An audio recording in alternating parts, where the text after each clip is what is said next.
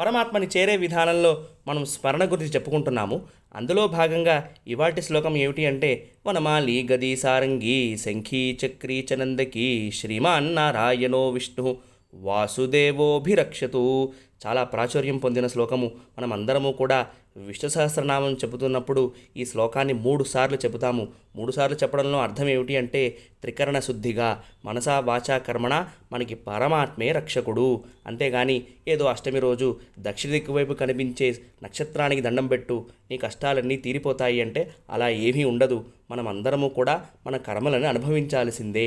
కాకపోతే మనం పరమాత్మ యందు శరణాగతి చేస్తే మనకి ప్రత్యామ్నాయం దొరుకుతుంది. ఏ రోజైతే మనం ఈ నిత్య సత్యాన్ని గుర్తిస్తామో ఆ రోజే మన మనసు పరమాత్మ యందు శరణాగతి చేయడానికి సిద్ధంగా ఉంది అని అర్థము.